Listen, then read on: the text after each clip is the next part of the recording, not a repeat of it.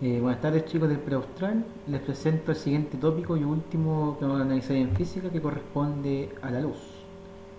Para definir la luz tenemos que entender qué es la luz. La luz es una clara manifestación de la energía. ¿Y dónde se origina esta manifestación de energía? Tiene origen en el átomo. No como la imagen que aparece acá, sino que aparece en la unidad fundamental de la materia. Si el átomo absorbe energía, el electrón salta a niveles superiores de energía alejándose del núcleo. Pero esta absorción de energía del átomo no es eterna y va a llegar a un punto en que ese electrón debe regresar a su orbital original. Al regresar a su orbital original, la diferencia de energía que tiene la debe liberar en forma de fotón. Y es ahí como se origina la luz. El fotón corresponde a una partícula sin masa.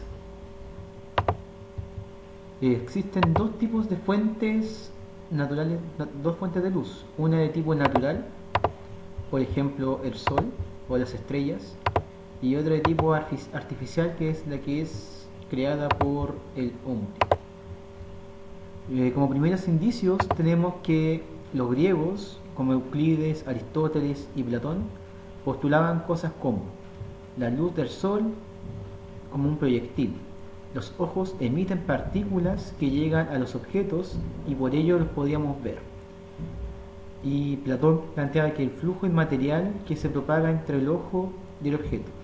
Galileo también, siglos después, postuló algo de la luz, pero solamente pudo dilucidar que la luz es muy rápida. Y en relación al comportamiento de esta luz, podemos decir que se puede comportar como partícula y se puede comportar como onda.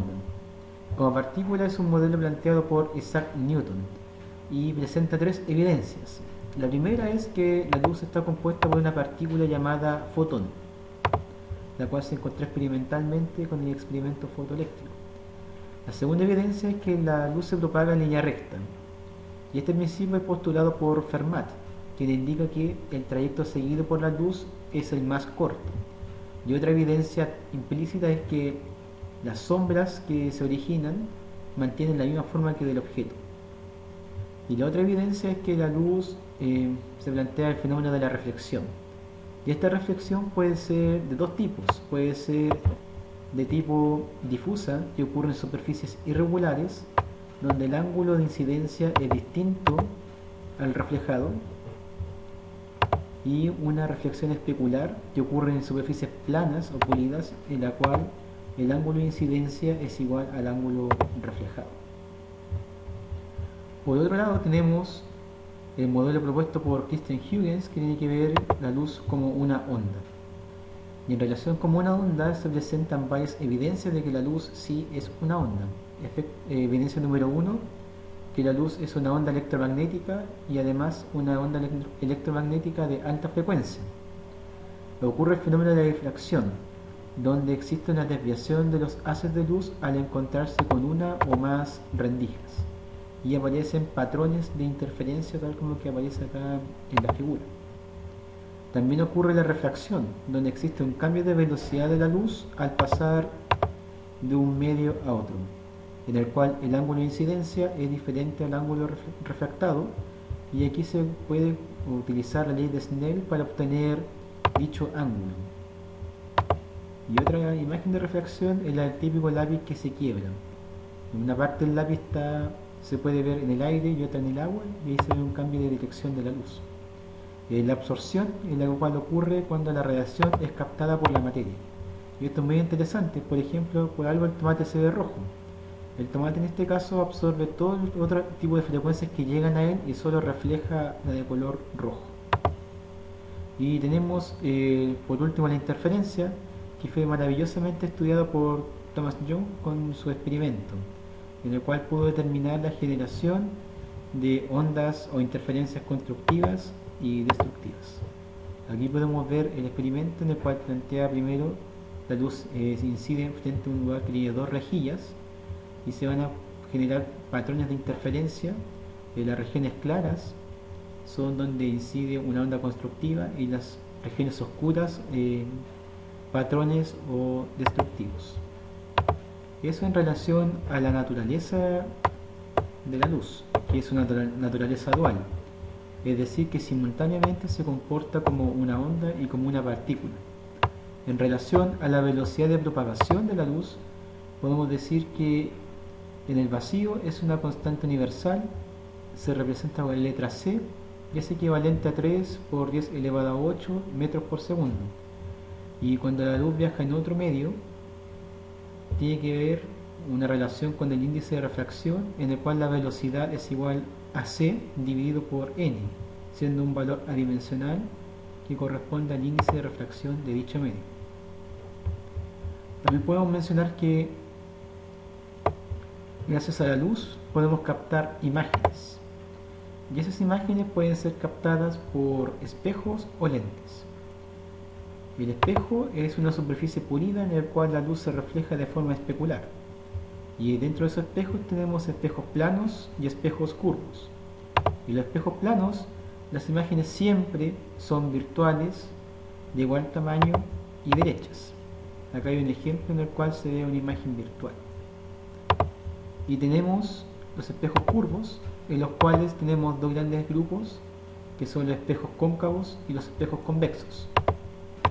Notar acá en la figura que tenemos el objeto, tenemos el espejo cóncavo, y la luz viene desde el objeto hacia el espejo, y que podemos obtener esta figura a través de los rayos principales. El primer rayo principal es aquel que es paralelo, incide en el espejo y su reflejo pasa por el foco. El segundo rayo principal, pero que no está acá dibujado, es aquel que pasa por el punto focal, incide en el espejo y se refleja en forma paralela. Cuando el objeto se coloca en una posición posterior al foco, del foco al centro o más allá, la imagen siempre es real, invertida y de menor tamaño. Aquí tenemos otro caso de otro espejo cóncavo, pero colocamos el objeto entre el foco y el vértice. En este tipo de situaciones, la imagen obtenida es una imagen de tipo virtual. ¿Por qué razón? Porque los rayos paralelos pasan por el foco, por el vértice se refleja en el mismo ángulo. Los ángulos reflejados directamente jamás se van a cruzar, pero sí las proyecciones de estos mismos, y esas proyecciones se llaman o se asocia a una imagen de tipo virtual. En los espejos convexos siempre la imagen va a ser de tipo virtual. Es esta imagen típica imagen que se genera detrás del espejo, y esta imagen siempre va a ser virtual y de menor tamaño. Y en relación a los lentes, tenemos dos tipos de lentes, que son los convergentes y los divergentes. Convergente se refiere a que la luz se va a reunir en un punto en específico, en este caso es el foco. Foco es el punto en el cual se reúne toda la luz, y los divergentes indican que los haces de luz, al incidir en el lente, estos van a separar. Acá tenemos imágenes tipo en el cual la luz paralela diverge, y las proyecciones de todos esos haces de luz van a pasar por el foco. Misma situación acá, misma situación en las tres figuras. De la segunda figura tenemos cómo se obtiene una imagen, o la única posibilidad de que una lente divergente pueda obtener una imagen, que es de tipo virtual, derecha y de menor tamaño. Tenemos el objeto, pasa un haz de luz por este, llega al centro del espejo y se refracta al pasar, y la proyección de este haz va a pasar por el foco. Tenemos un segundo haz de luz que apunta al foco, pero al incidir en el lente, este se refracta en forma paralela. Y al unir las proyecciones de los haces de luz refractados, podemos obtener nuestra imagen virtual en este caso. También podemos mencionar en relación a la luz que es captada por el hombre a través del ojo humano. Este ojo humano tiene varias características. La principal es que está formado por dos lentes convergentes, la córnea y el cristalino. Pero no solo eso, sino que hay un proceso interesantísimo de explicar de por qué nosotros podemos, o cómo podemos captar las imágenes. Y son 4 pasos fundamentales. El primero es que la luz de un objeto llega al ojo pasando por la córnea, donde los rayos luminosos sufren la primera refracción, que ayuda a orientarlos todos hacia la pupila. Llegado a la pupila, la luz atraviesa esa pequeña abertura, la cual puede cambiar de su tamaño, y así variar la intensidad de la luz que entra. El grupo de músculos que hacen posible este movimiento se llaman iris, y ese iris es el que da el color al ojo. Luego de pasar por la pupila, la luz atraviesa el segundo lente convergente, es decir, el cristalino ya mencionado, el cual tiene la capacidad de variar su longitud focal a través de deformaciones. El cristalino tiene la misión de enfocar los rayos en la retina, o sea que la retina sería como nuestra pequeña pantalla en nuestro cuerpo. En la retina los rayos forman una imagen real invertida que estimula las células fotosensibles, es decir, los bastones y los conos. Entonces aquí tenemos un esquema de un ojo, tenemos el primer espejo, el primer lente, que es la córnea, y el segundo que es el cristalino. Y en conjunto esos dos tipos de lentes podemos obtener una imagen acá proyectada en la retina. Esto es muy interesante de ver, porque estos conos mandan una señal electromagnética que llega a nuestro cerebro y que interpreta lo que nosotros vemos. En rigor nosotros vemos el mundo al revés, pero nuestro cerebro lo organiza de forma tal que lo podemos ver a nuestra conveniencia. Y lo otro es que el ojo humano no es perfecto, sufre de enfermedades oculares, y eso se presenta como la miopía, hipermetropía, presbicia y astigmatismo. La miopía, la imagen se forma antes de llegar a la retina. En la hipermetropía, la imagen se forma detrás de la retina. En la presbicia ocurre el endurecimiento del cristalino. Esto también se conoce como vista cansada, cuando vemos todo borroso y no podemos enfocar con claridad. Del astigmatismo ocurre que la curvatura de la córnea impide el enfoque claro de los objetos lejanos y cercanos. O sea que está muy complicado seguir el astigmatismo. Pero todo se puede arreglar utilizando un lente. En el caso de la hipermetropía, el ojo miope requiere un lente convergente. El resto de los lentes, por supuesto, ustedes tendrán la misión de buscarlos, ¿ya? Esas son preguntas PSU, así que igual deben estar atentos a esos detalles. Y finalmente podemos decir que la luz se puede descomponer. Existe una descomposición de la luz. Ejemplos más claros son de esta descomposición tenemos el arco iris y la luz blanca. Y la luz blanca no fue Pink Floyd el primero que descubrió esta descomposición, sino que fue Isaac Newton al pasar luz blanca a través de un prisma. Y notó que al pasar la luz blanca por un prisma, esta se descomponía en colores, y estos colores eventualmente tienen una frecuencia y una amplitud diferente. ¿Cómo podemos describir esta descomposición? Este fenómeno está ligado con la refracción de la luz y a la vez con el ángulo de refracción, el cual varía inversamente con la frecuencia de cada onda. De esta descomposición de la luz permite describir el espectro electromagnético. Este espectro electromagnético se dedujo a partir de la descomposición de Newton con el experimento de Herschel. ¿Qué hizo Herschel? Pasó luz blanca a través de un prisma, descompuso la luz y se dedicó a medir la temperatura de cada color. Y se dio cuenta que, a pesar de que no hubiera un color al lado del rojo y que tampoco hubiera un color al lado del violeta, los termómetros marcaban temperaturas diferentes. Eso significa que el hecho de detectar algo es que algo existe, solo que no es visible al ojo humano.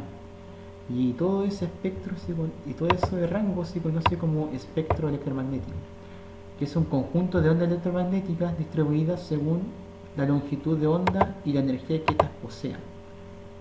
Y tenemos el ejemplo más típico, que es el espectro visible, que es un pequeño rango que está en el rango de la 10 a la menos 6 y 10 a la menos 7 metros.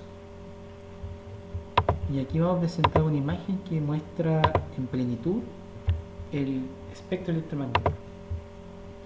Tenemos las radiofrecuencias, o las ondas de radio, que son las que tienen menor frecuencia, pero a su vez poseen una gran cantidad de energía. Y también podemos observar que estas ondas de baja frecuencia tienen una gran longitud de onda. Incluso una onda de radio puede ser comparada con un campo de fútbol perfectamente, tiene un rango hasta de kilómetros. Y es por eso que las radios que tienen emisoras AM son las que tienen mejor alcance. Eso es lo mismo con los terremotos, ¿ya? Y luego tenemos las microondas. Estas microondas son las que aparecen, por ejemplo, con el microondas, el celular, torres de radio FM, etcétera. Esa tienen una longitud de onda alrededor de una pelota de tenis, aproximadamente. Aproximadamente, ya no es un cálculo tan preciso. Luego tenemos el infrarrojo. En el infrarrojo aparece algo que son los radiadores, que eso está a nivel de una célula aproximadamente. Luego tenemos el espectro visible, que parten desde el rojo hasta el violeta, y luego partimos con el ultravioleta, los rayos X suaves, los rayos X fuertes, y finalmente la expresión máxima de radiación, que son los rayos gamma, que se actúa a nivel atómico. Bien chicos, este es el video de luz, espero que les haya parecido muy interesante. Es mucha información, pero en la PSU de eso trata, que ustedes manejen los conceptos. Un abrazo fuerte y que tengan unas muy felices vacaciones.